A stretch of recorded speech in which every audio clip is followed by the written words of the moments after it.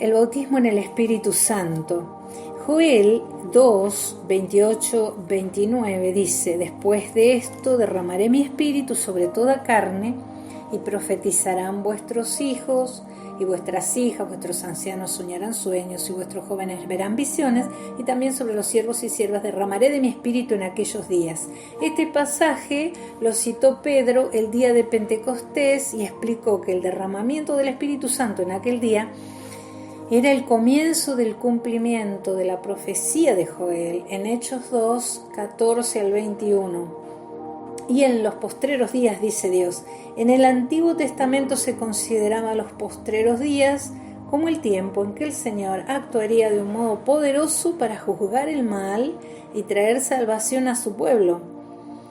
En los profetas Isaías, Oseas, Joel, Amós 8, 9, dice: acontecerá en aquel día, dice el Señor, que haré que se ponga el sol a mediodía, y cubriré de tinieblas la tierra en el día claro.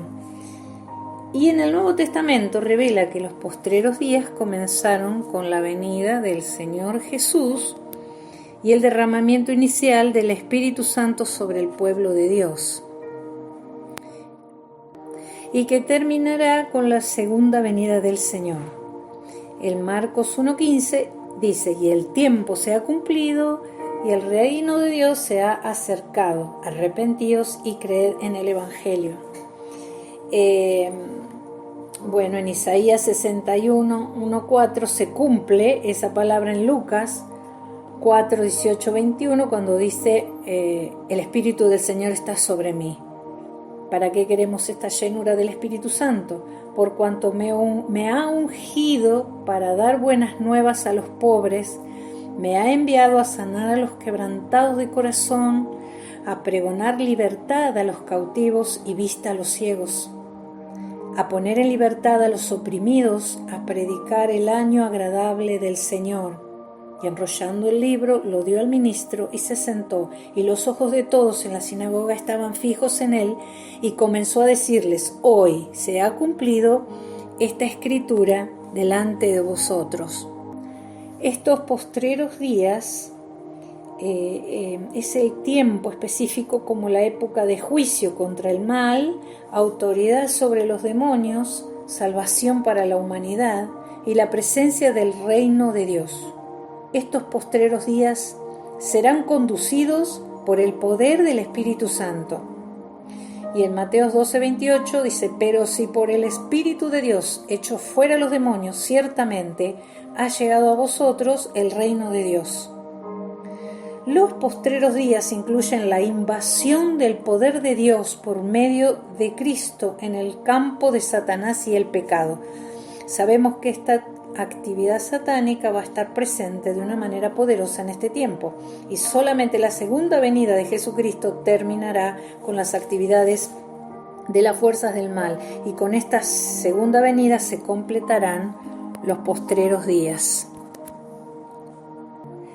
Entonces estos postreros días constituyen un tiempo de testimonio profético, llamando a todos al arrepentimiento, a creer en Cristo y a experimentar el derramamiento del Espíritu Santo.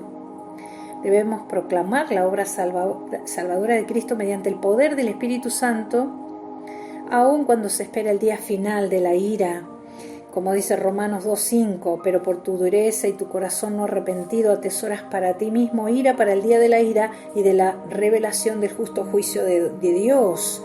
O sea, es decir, el día del Señor grande y manifiesto, como dice Hechos 2:20.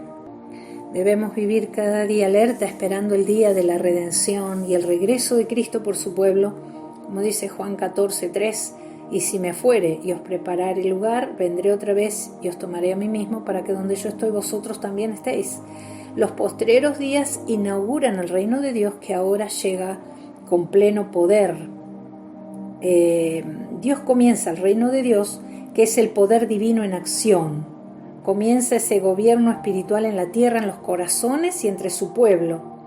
La condición necesaria y fundamental para entrar en el reino de Dios es arrepentíos y creed en el Evangelio, que es Marcos 1:15. Ese irrumpir en el mundo con poder divino implica el poder espiritual sobre el gobierno y dominio de Satanás, y la liberación de la humanidad de lo demoníaco y del pecado, el poder para hacer milagros y sanar a los enfermos, la predicación del Evangelio, convenciendo en cuanto a pecado, justicia y juicio, la salvación y la santificación de los que se arrepienten y creen en el Evangelio, y el bautismo en el Espíritu Santo para recibir poder para testificar de Cristo. En Hechos 1:8, pero recibiréis poder cuando haya venido sobre vosotros el Espíritu Santo y me seréis testigos en Jerusalén, en toda Judea, en Samaria y hasta lo último de la tierra. Este versículo es clave del libro de los Hechos. El propósito principal del bautismo en el Espíritu Santo es el de recibir poder para testificar acerca de Cristo, de manera que los perdidos lo acepten como su Salvador y aprendan a obedecer todo lo que Él mandó. Así Cristo podrá ser conocido, amado, adorado y hecho Señor del pueblo escogido de Dios. Aleluya. Poder, del griego dunamis, significa más que fuerza o capacidad. Es el poder operando, es el poder en acción. El bautismo en el Espíritu Santo traerá el poder personal del Espíritu Santo a la vida del creyente para testificar con gran eficacia. Trae un deseo cada vez más intenso de amar, honrar y agradar al Salvador, o sea, una comunión íntima, más ferviente. Trae convencimiento evidente, tanto en los que con sinceridad proclaman el mensaje, como en quienes lo reciben. En Hechos 2:38, Pedro les dice: arrepentíos y bautícense cada uno de vosotros en el nombre de Jesucristo para perdón de pecados y recibiréis el don del Espíritu Santo. No se debe tomar esto del bautismo en aguas como un requisito absoluto para ser lleno del Espíritu, ni debe pensarse que el bautismo en el Espíritu sea una consecuencia automática del bautismo en aguas. En esta situación, Pedro exigió el bautismo en agua antes de recibir la promesa, porque en la mente de sus oyentes judíos se daba por sentado que el rito del bautismo implicaba una decisión de conversión. Sin embargo, vemos en Hechos 10, 44 al 48, dice: mientras aún hablaba Pedro estas palabras, el Espíritu Santo cayó sobre todos los que oían el discurso, y los fieles de la circuncisión que habían venido con Pedro se quedaron atónitos de que también sobre los gentiles se derramase el don del Espíritu Santo. Aleluya, porque los oían que hablaban en lenguas y que magnificaban a Dios. Entonces respondió Pedro: ¿puede acaso alguno impedir el agua para que no sean bautizados estos que han recibido el Espíritu Santo también como nosotros? Y mandó bautizarles en el nombre del Señor Jesús. La venida del Espíritu Santo sobre la familia de Cornelio tiene el mismo propósito que el don del Espíritu Santo que el Espíritu tuvo sobre los discípulos el día de Pentecostés, que era para darles poder, como lo dice Pedro en Hechos 11, 15 y 16. Dice: cuando comencé a hablar, cayó el Espíritu Santo sobre ellos también como sobre nosotros al principio. Entonces me acordé de lo dicho por el Señor cuando dijo: Juan ciertamente bautizó en agua, mas vosotros seréis bautizados con el Espíritu Santo. Hoy día no debe suponerse que ha habido bautismo en el Espíritu si faltan las manifestaciones tangibles como el hablar en lenguas. En ningún pasaje de Hechos se considera el bautismo en el Espíritu Santo como una experiencia que pueda tenerse solo percibida por fe. En Hechos 8, del 12 al 17, dice: pero cuando creyeron a Felipe, que anunciaba el Evangelio del reino de Dios y el nombre de Jesucristo, se bautizaban hombres y mujeres. También creyó Simón mismo, y habiéndose bautizado estaba siempre con Felipe, y viendo las señales y grandes milagros que se hacían, estaba atónito. Aquí hago un paréntesis, ¿no? Porque en los versículos que siguen 18 al 24 dice que Simón el mago ofreció dinero para que se le diese ese poder. Bueno, hoy mismo pasa lo mismo, lo sabemos, porque se paga para obtener ministerios como apóstoles, profetas, por sanidades. O sea, como dice Eclesiastés 1:9, nada nuevo bajo el sol. Bueno, seguimos en Hechos 8:14, dice: cuando los apóstoles que estaban en Jerusalén oyeron que Samaria había recibido la palabra de Dios, enviaron allá a Pedro y a Juan, los cuales, habiendo venido, oraron por ellos para que recibiesen el Espíritu Santo, porque aún no había descendido sobre ninguno de ellos, sino que solamente habían sido bautizados en el nombre de Jesús. Entonces les imponían las manos y recibían el Espíritu Santo.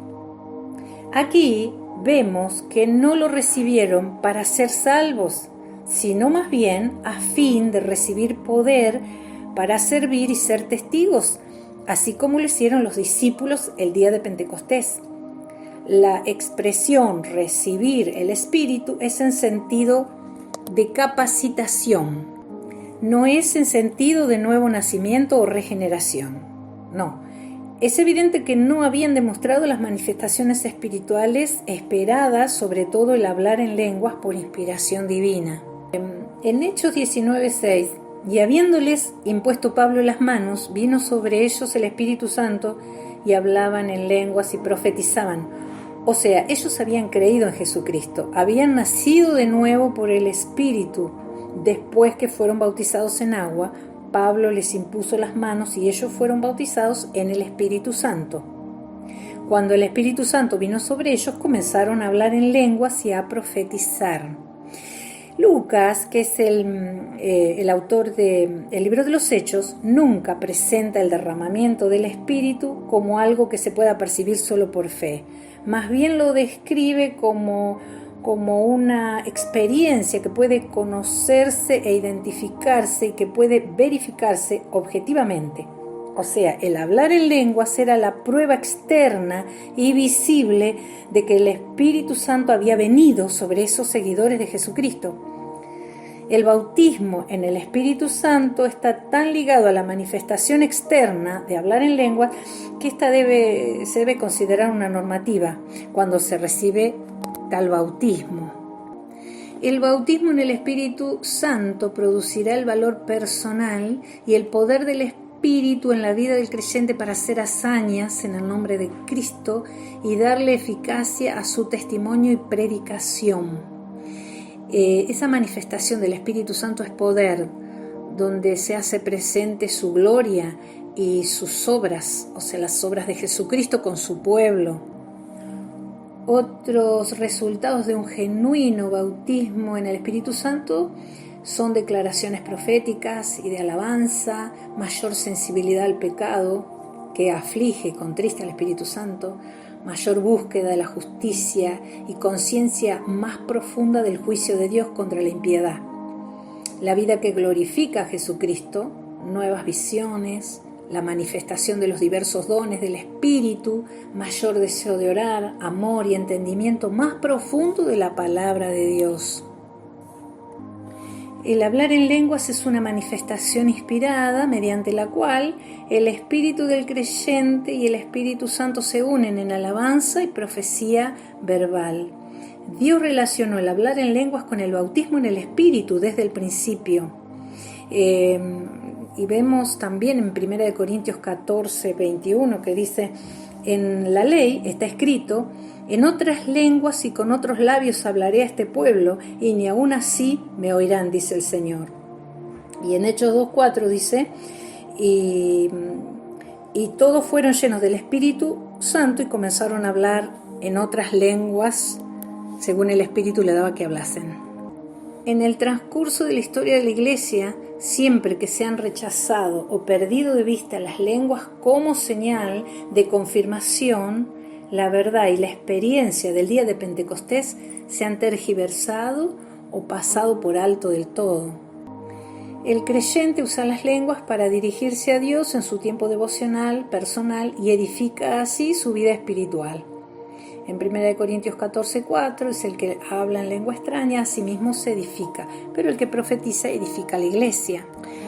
Ahora, el don de lenguas va acompañado con interpretación de lenguas, que lo puede tener la misma persona o puede haber otro hermano que interprete.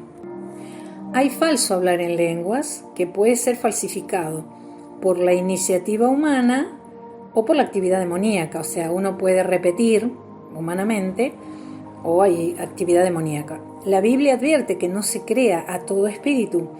En 1 de Juan 4:1, amados, no creáis a todo espíritu, sino probad los espíritus si son de Dios, porque muchos falsos profetas han salido por el mundo.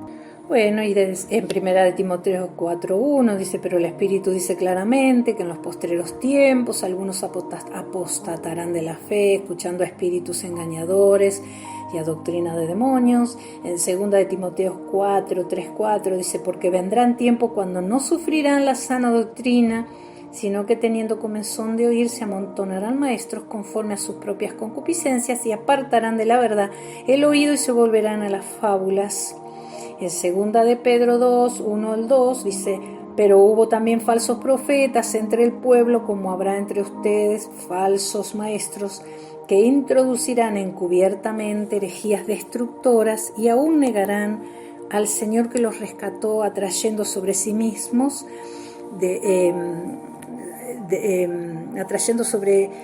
destrucción repentina, y muchos seguirán sus disoluciones y por causa de los cuales el camino de la verdad será blasfemado.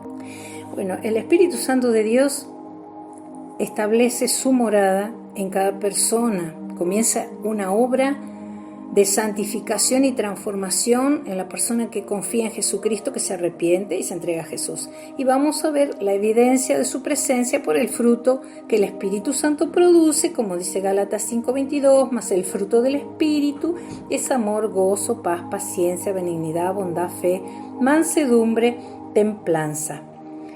Pero el hablar en lenguas es la prueba externa y visible del bautismo en el Espíritu Santo. Amén.